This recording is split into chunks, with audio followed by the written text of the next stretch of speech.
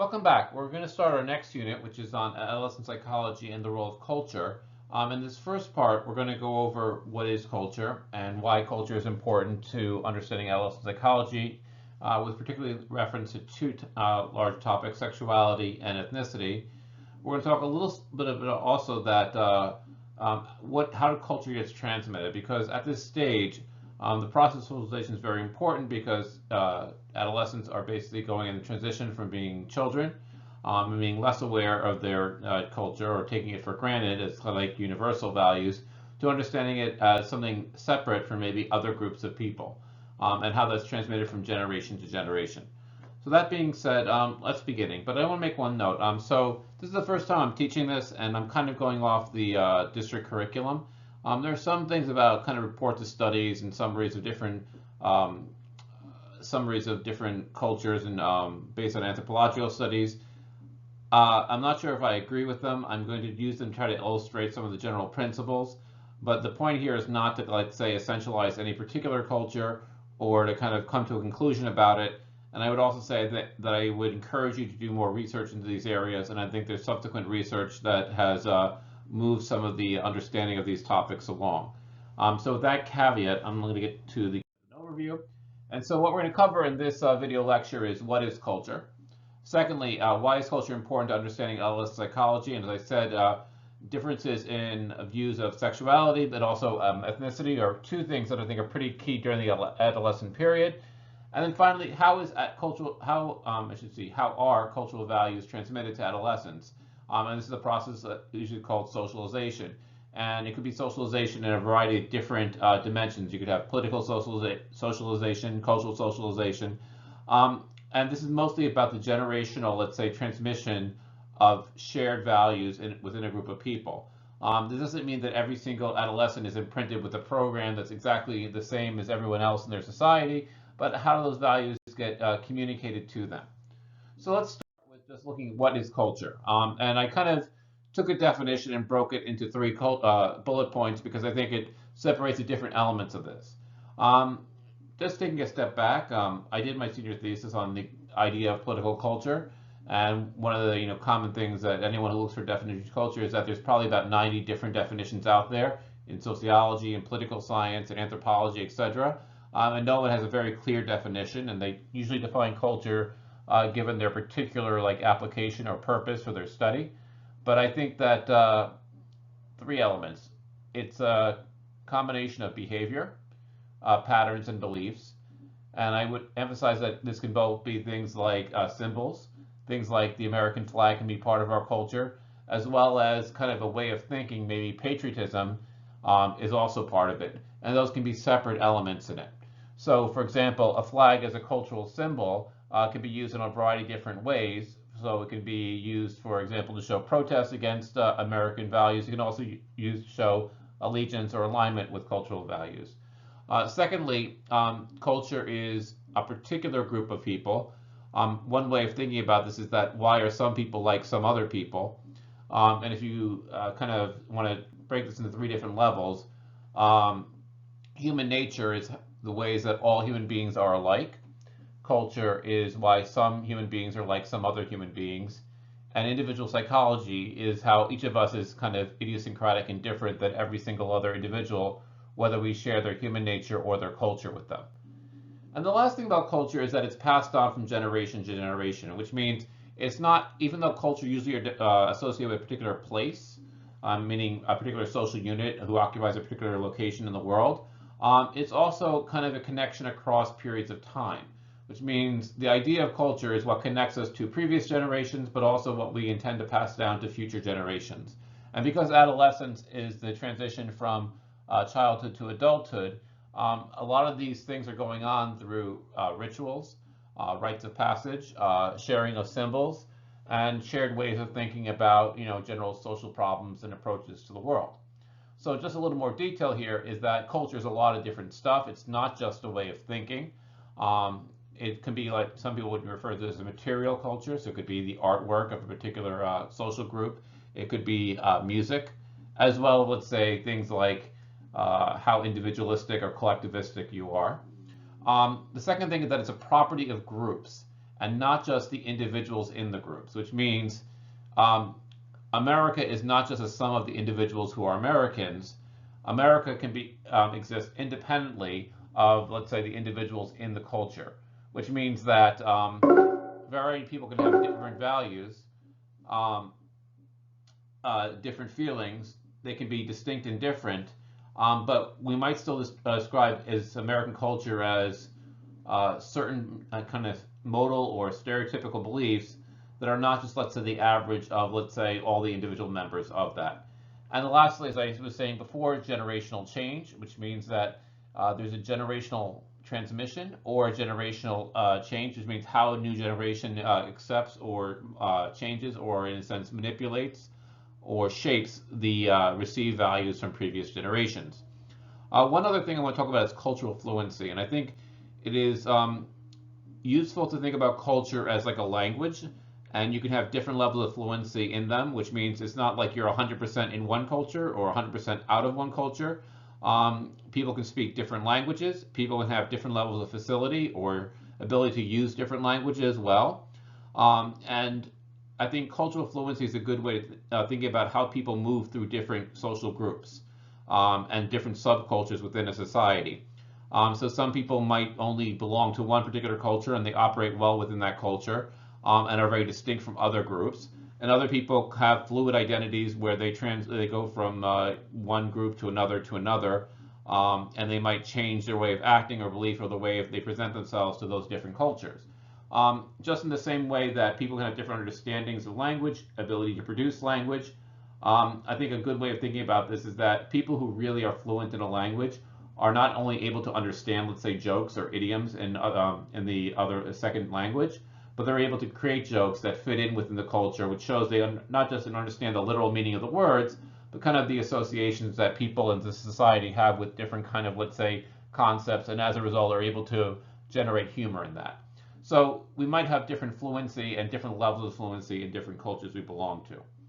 And in many ways, teenagers can be a part of their family unit and their society, and they can also be different subgroups within their the larger society or political unit.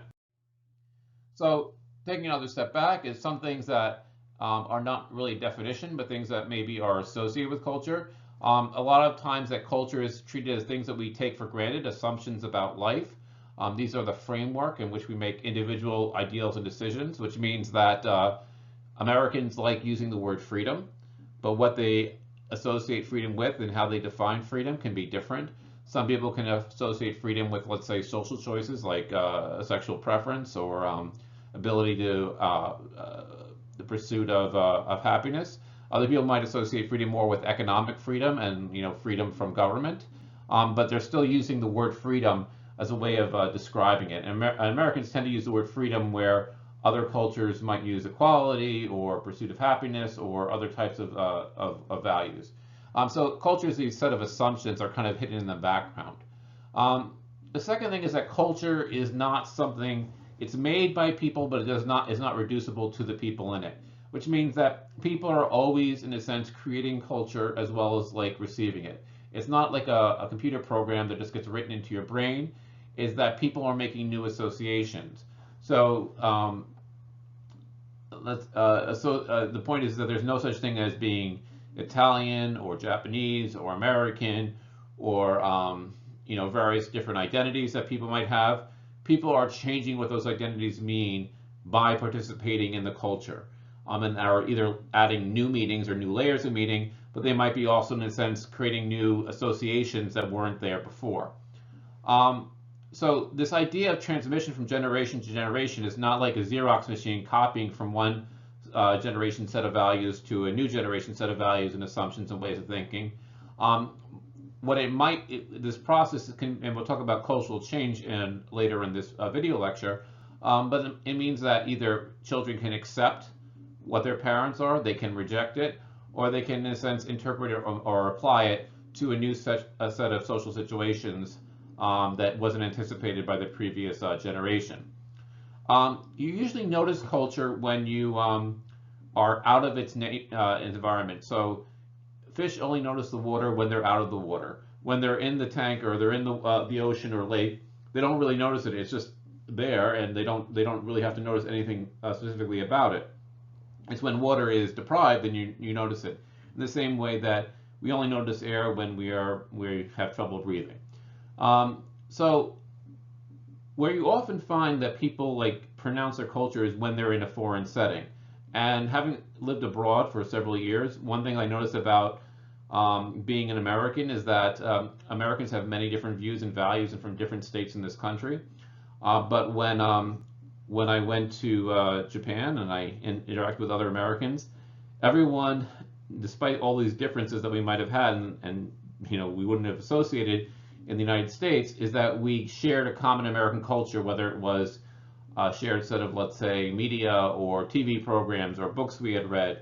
And we also had a very distinct take on, our host society is that, comes from our point of view of being American.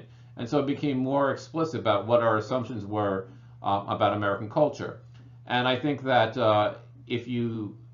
for a New Yorker, you might see a big difference between Connecticut, New York, New Jersey, the city versus Westchester County.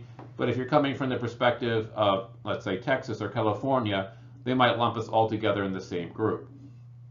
So the culture becomes usually more visible because of contrast. And so when you see people from different cultural groups interact, the assumptions or the things that are taken for granted in cultures stand in more stark relief. Even though people do not, in a sense, accept the whole culture, they make compromises, they make adjustments, they make applications to everyday life, there's still in the background a set of cultural values that kind of underlie them even when they are rejected. I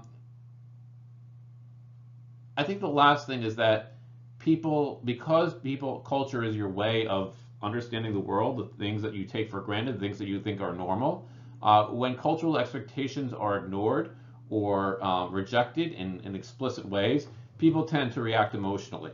And you see this, I think, in American culture with kind of displays of patriotism. A lot of people will, some people will be very angry when people do not show what they expect is proper respect for the flag.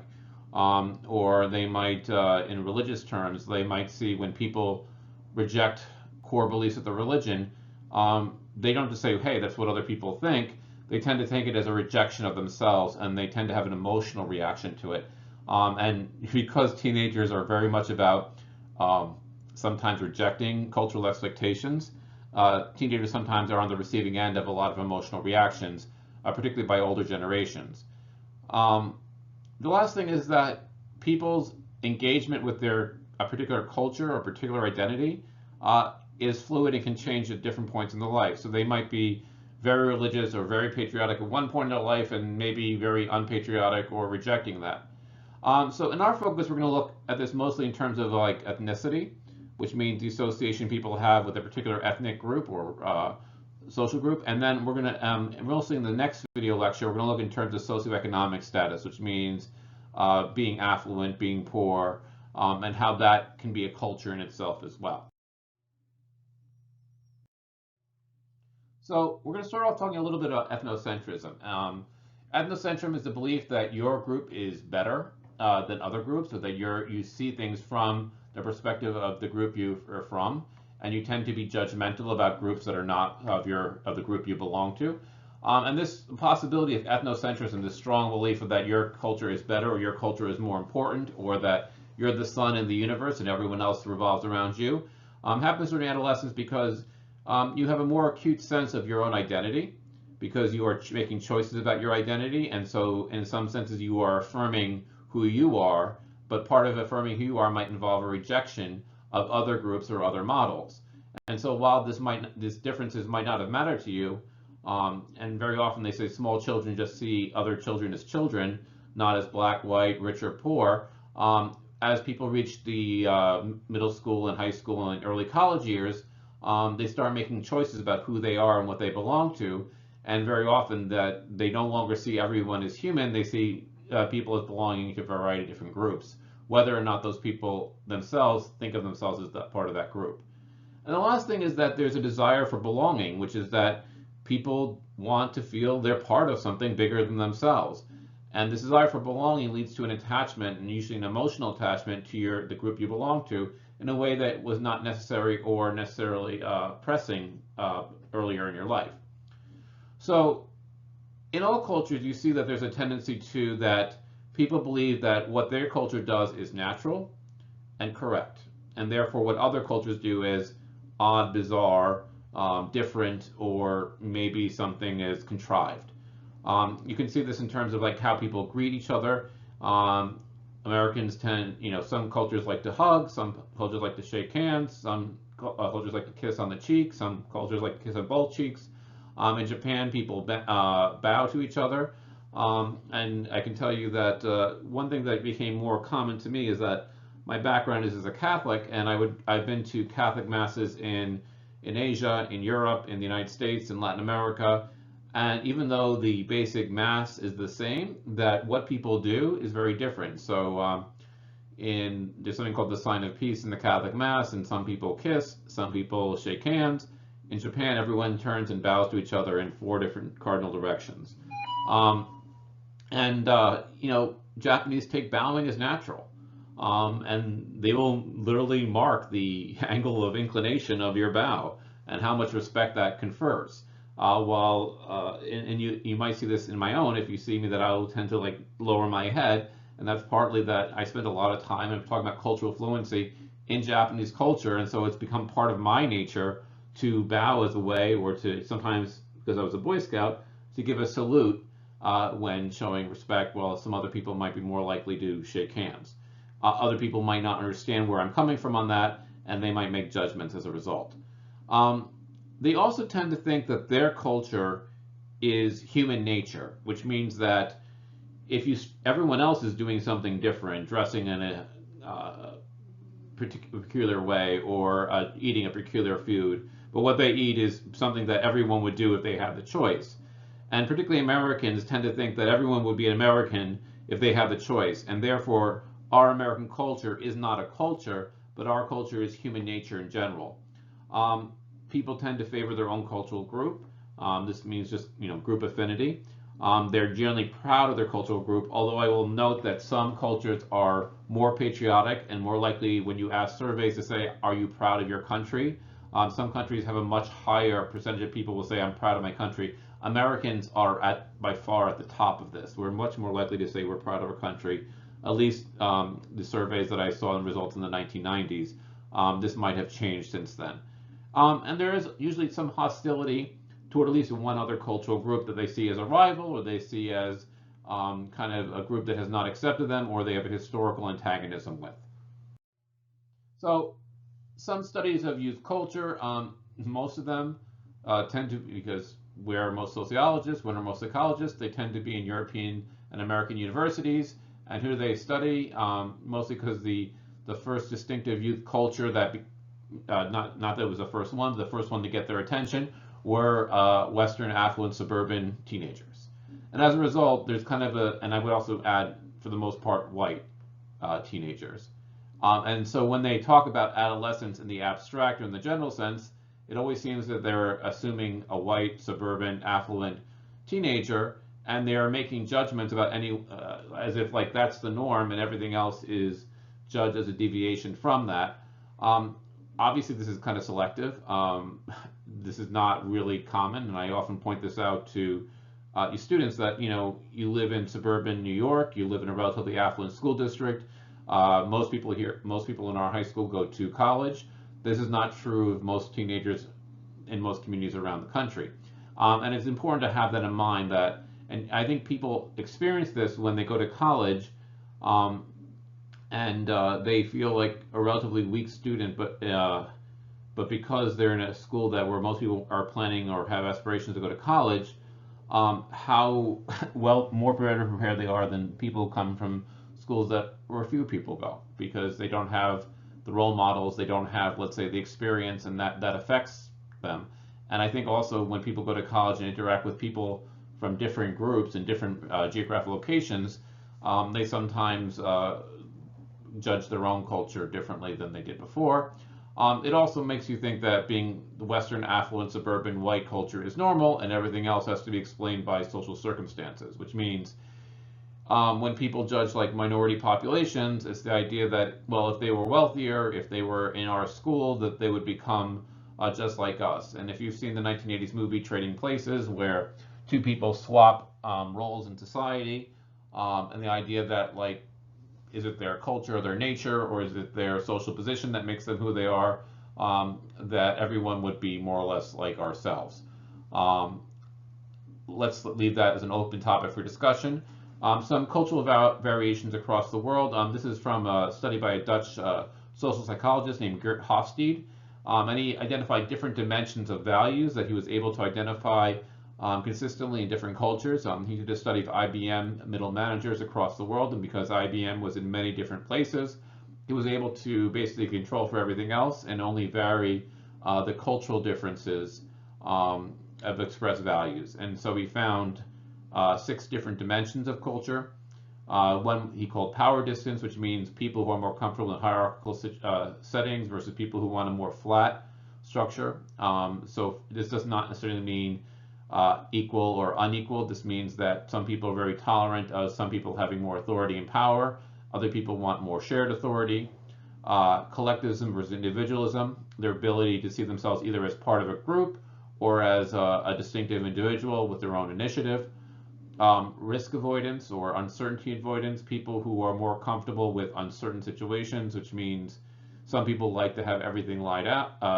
They want their itinerary, they want a set of steps. Other people are more free form. Femininity versus masculinity, which means more, this is not male versus female, but this is more of a caring or a nurturing perspective versus kind of a top-down power and obedience conformity perspective. Short-term versus long-term orientation. Some people think in the long term, some people think in terms of immediate gratification. And then kind of, let's say, ability to delay gratification, where people can restrain themselves or people indulge themselves, which means, hey, if it feels good, you do it. If other people saying, hey, if it feels good, it's probably something that's bad for you. And on the lower right-hand corner, you just see 4 different countries and how they score on these different things. Just pointing out the United States in orange, Americans tend to be exceptional in terms of being more individualistic in most countries. We tend to be more indulgent, creature comforts, capitalist society, consumer society, and not particularly distinct, although we're kind of low in terms of long-term orientation, while both Latin and Asian cultures tend to be very high on long-term orientation. You might see more of a respect for tradition and therefore kind of a longer-term perspective in how they approach things. You can also see that both Latin societies and Asian societies tend to be more comfortable with a higher, more hierarchical society. These are just some ways of thinking about what are the differences across cultures and societies, and think about how these are transferred to from adults to adolescents during this period of time. So this is where I was saying before my caveat, both achievement orientation and following sexuality. I think that these are generalizations that I don't think are hold, and I think they're somewhat judgmental, so I'm going to dissociate myself with them. But it's just something that you might be able to see. And, achievement orientation means kind of a pressure to succeed, but also a pressure to be more individualistic and see like winning and losing. I will say Americans tend to always describe things in terms of winning and losing, and we tend to say someone's a winner as someone who's willing to go and do what it takes to succeed. And that tends to be more prized in American culture than it would be in other cultures. I'll just give one example of this. I taught some Japanese students, and we had a competitive contest, and my most talented students actually came up to me and said, I need you to tell me how to lose this competition, because we are seen as being role models, and even though we are capable of winning and probably will beat this competition because we're more talented, that would show up other students in the class, and that would upset our social relationship. And it's more important for us to be supportive of them than to win this contest. So they wanted to lose, but lose in a convincing way that didn't seem like they were being losing on purpose. And so this might be something that is more common in American society. Americans are maybe more comfortable with like the market outcomes, which means some people succeed and other people fail, while their cultures try to take care of people who are through no fault of their own don't enjoy success. And so American parents tend to emphasize more competitive games. They tend to have, like, interscholastic sports is much more important in the United States than it is in almost any other country in the world. And this is where I want to dissociate, is that maybe children with an Anglo-American cultural background tend to put more emphasis on achievement than Mexican-American adolescents. But Anglo-American adolescents tend to have less of an achievement orientation than Japanese, Chinese, and Asian American. I'm not sure that's true.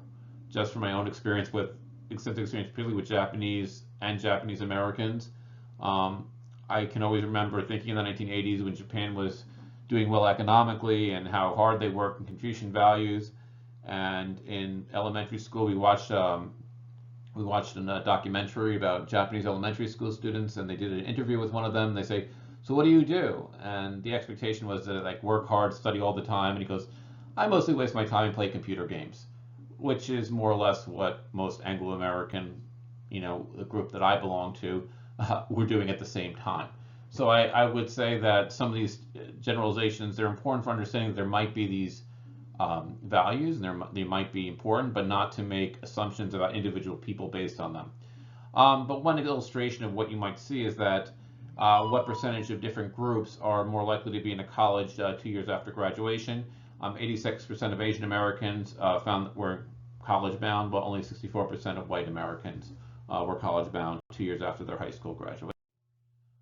So sexuality, how different cultures approach sexuality, about what is forbidden, what is considered normal, varies a lot from culture to culture. And a lot of this is because at this time, adolescents are learning to be sexual individuals, which means what is expected of me. And this is kind of why I think it's interesting, is that there's a lot of things that are unspoken about sexuality. And so how people pick up on the cues about, is it okay to do this or that, kind of is an implicit or tacit kind of social value that's passed on. It's not like people go and get a textbook and they study these things and there's a set of rules that everyone is posted in the town square.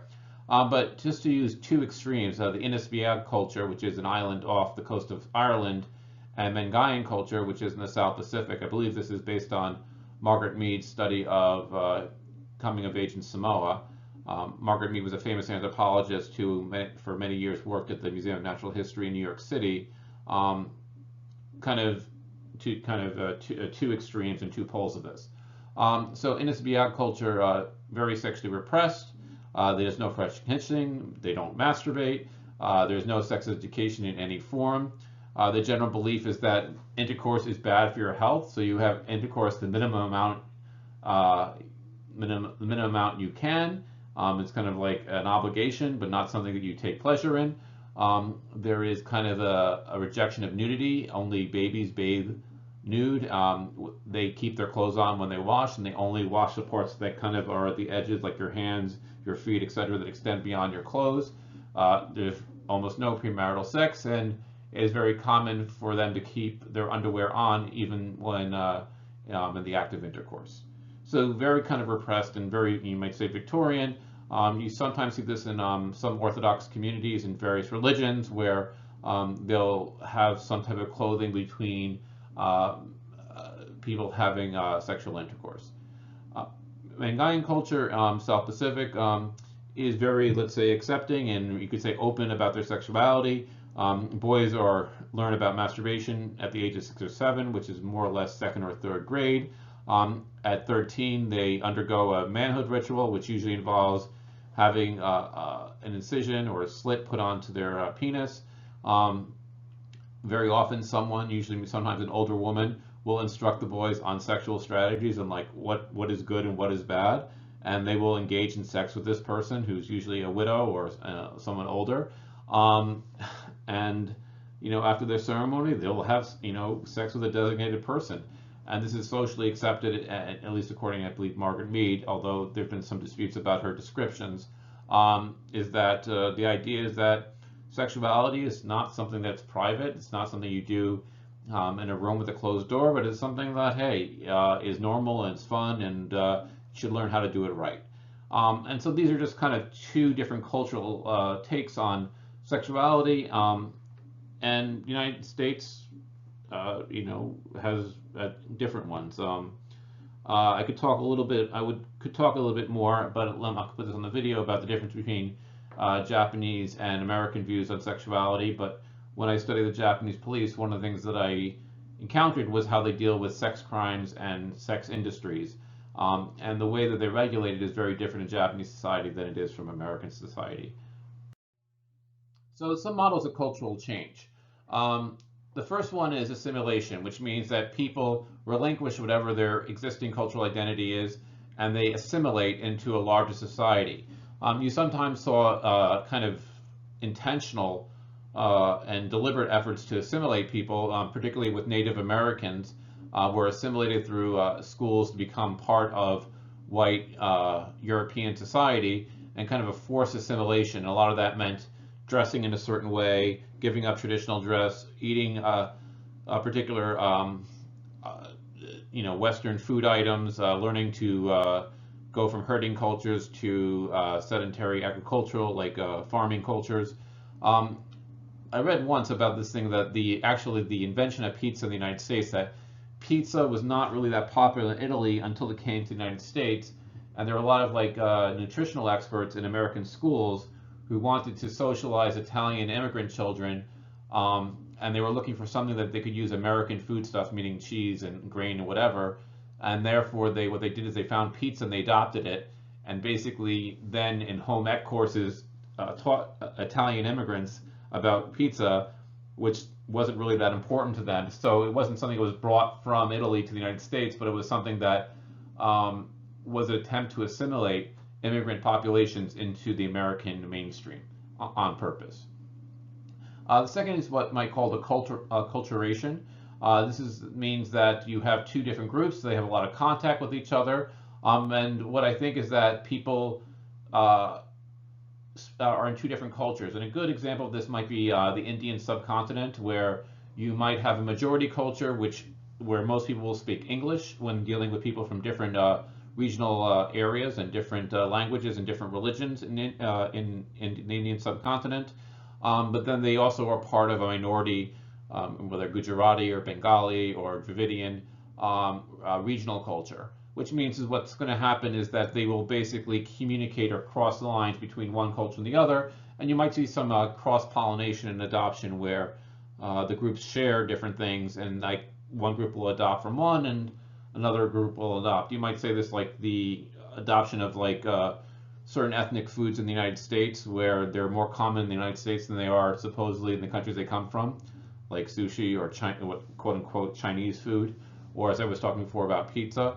And you might see other things like, for example, hip hop culture being adopted all around the world. It's really internationalized, even though it might be originally associated with an American minority culture. An alternation model, that people have differing masks they put on. They can understand two different cultures, and sometimes this is where people who are bilingual, that when they speak in one language, they have one set of values, and when they speak a second language, they have a different set of values. My own experience with this is that when I speak Japanese, I have a very different personality than when I speak in English. And it's almost like I put on a full personality to speak Japanese and to become a different self. And so I would say that who I am depends on what language I'm speaking on. And lastly, kind of a multicultural model, which is that we don't have a dominant culture. We have a lot of different cultures. It's open and pluralistic. And the point is that people can maintain their own identity while being part of a larger culture. And this is where sometimes people have criticized kind of the hyphenated identities, meaning Asian American or Hispanic American or African American, indicating that you have two poles to your identity and that these are not necessarily in competition with each other, but you are a little bit of both. Okay. Next, we have a key thing here is we have rites of passage. So rites of passage are avenues which adolescents gain access to, and sacred kind of refers to kind of the older practice that these are rituals and tribe secrets or tribe idols, and things that are hidden from them until they pass from childhood to adulthood. And so you still have some examples of these like bar and bat mitzvahs, Catholic confirmations. You might have sweet 16 parties or debutante balls in the South, high school graduation, kind of something that you might consider a rite of passage. but it's not a formal one, i.e. this is not something that is socially sanctioned, but that losing your virginity is somehow a transition period both for boys and girls where on one side you're a child and on the other side you're an adult. Obviously, I think a lot of people have, I want to say confused ideas about virginity, and maybe not always healthy ones, but the idea is that it still seems to be kind of a transition point, and people treat it, take it as kind of like an inflection point in their lives. So these rites of passage can be formal and informal. We have legal ones like, you're an adult when you turn 18 or 21. It allows you to buy certain items. It allows you to vote or have some adult-like statuses in society. You might be different in terms of your criminal liability. And then we have like or social adulthood, things like when you become economically independent, when you live in your own house, when you marry, and so you're more a part of an adult unit versus a child in your parental household. And that could be another kind of transition period. Lastly, socialization happens not just through parents to children or adults or schools, but also in terms of like what types of media we consume. And maybe for a previous generation, this would have been like exposure to TV. And that there's a lot of different functions and use of media for adolescents. It can be just entertainment, I'm just filling time. It can be informational, which means learning things about the broader world, and particularly things that maybe they're not getting from their parents. So the point is that you're curious about something, but you don't think your parent is going to give you a straight answer. So you might look for models or answers to your questions in general media. And sometimes parents might try to curate or to filter what type of media students and children are getting access to. It can be a sensation, so music or visually stimulating. People can use it as an anxiety. You have a favorite program that is a dumb comedy and it makes you laugh, and you're not thinking about it. But the point is, it can help you deal with the stresses of adolescent life. Gender role modeling, I think, is very important. I think where you saw the biggest change in here is the acceptance of homosexuality generationally. And a lot of this, I think, had to do with the appearance of Ellen and various different characters in various TV shows and TV sitcoms and things of that sort, which allowed a younger generation to be more accepting of, let's say, gay parents, more accepting of people with different sexualities, in a way that our older generations in some ways still have not fully accepted. And then connection to a youth culture, which means sharing in music, or everyone watched a particular TV show that supposedly captures their generation. It might have been in the 1980s, the Brat Pack movies and watching MTV, but it basically gives you a united vocabulary and a narrative that everyone can participate into, even if you weren't physically there. So the point is that people who grew up at the same time can meet later in life, and everyone watched certain movies and listened to some music or remembered certain news events that occurred at a critical stage of their life. Adolescents spend about a third of their waking hours exposed to some type of mass media, whether TV in the past, but it might be on their smartphones today and social media. And therefore, a lot of the information they're getting about what society is like and what culture is and what's acceptable is coming through these channels. So this is kind of a issue from a previous generation, but I think this you can think of this in terms of current social media and not just specific to TV. Back in the 1980s, people were very critical of television because it kind of displaced reading. It made people on it passive, more passive in terms of activity. They became couch potatoes. TVs have to resolve problems in 30 minutes. So the point is that you reduce everything to a simple problem, which means, hey, any conflict that appeared in a TV sitcom or a drama was only a temporary problem that could easily be resolved by kind of a literary device. And also the portrayal of minorities on TV, which historically was very negative, or never had a leading role. This is changing. I'm not always sure that it's always changing for the better, but the point is these criticisms are out there. Some positive aspects of TV viewing is that it does give adolescents a view to a wider world than the ones they live in. So if you live in a rural environment and you see pictures of, you watch Friends or Seinfeld, and that's not a realistic portrayal of New York City, even at that time. but it gives you an idea that there is a wider world out there and people live differently than you, and that's not the worst thing for becoming more accepting or being able to be more fluent in a variety of different cultures.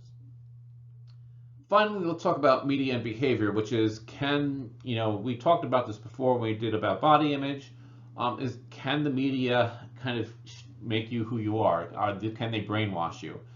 This comes out with kind of television, particularly on violence and sex. And the idea is that violent television shows tend to make people more violent, and television shows that have sexual content sometimes can influence the sexual behavior of adolescents.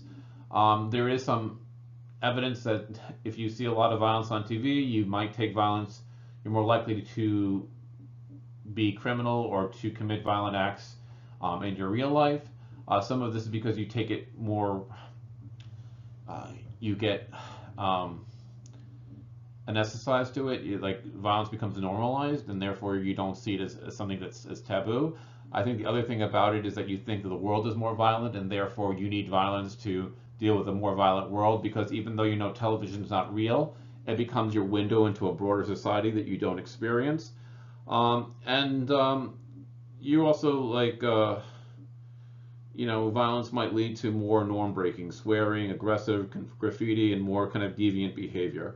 I think that the idea is that makes some things more thinkable, and it gives kind of, let's say, a blueprint for how to do things. Like, I think a lot of times what people do is they see things on television and it gives them ideas of how to do some things. One famous example is there's a scene in the movie The Godfather where they cut off the head of the horse and they put it in the bed of a movie producer. And supposedly when real members of organized crime saw this, they said, hey, that's a great idea, we should do that.